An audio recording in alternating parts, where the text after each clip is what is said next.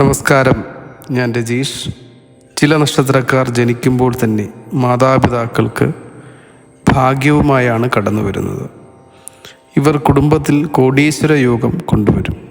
ഈ നക്ഷത്രക്കാർ ആരൊക്കെയാണെന്നും അവരുടെ പ്രത്യേകത എന്താണെന്നും നോക്കാം.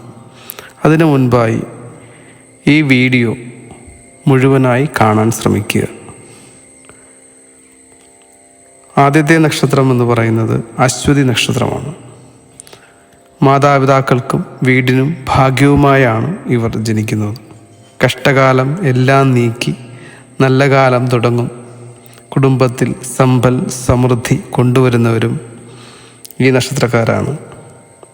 രണ്ടാമതായി മാതാപിതാക്കൾക്ക് ഭാഗ്യം കൊണ്ടുവരുന്ന അടുത്ത നക്ഷത്രം ഭരണി നക്ഷത്രമാണ്.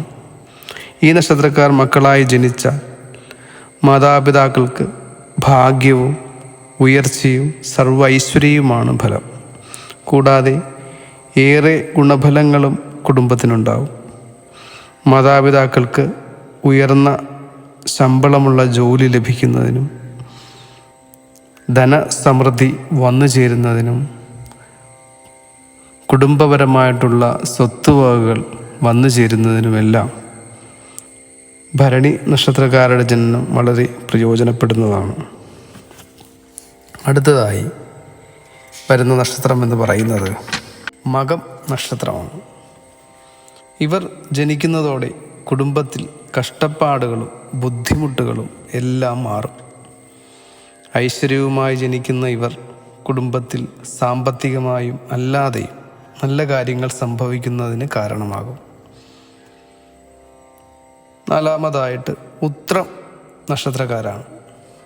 ഈ നക്ഷത്രക്കാർ മക്കളായി ജനിക്കുന്നതോടെ കുടുംബത്തിൽ സാമ്പത്തിക നില തന്നെ മാറിമറിയും.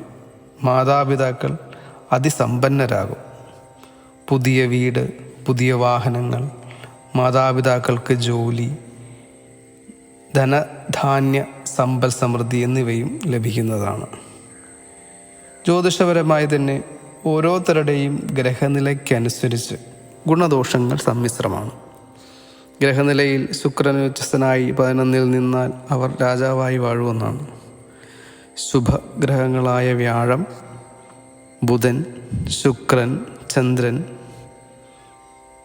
എന്നീ ഗ്രഹങ്ങൾ ഉച്ചസ്ഥനായോ അല്ലെങ്കിൽ സ്വക്ഷേത്ര ബലവാനായോ ഇഷ്ടസ്ഥാനങ്ങളായ 2, 4, 5, 7, 9, 11 ഭാവങ്ങളിൽ നിന്നാലും ഈ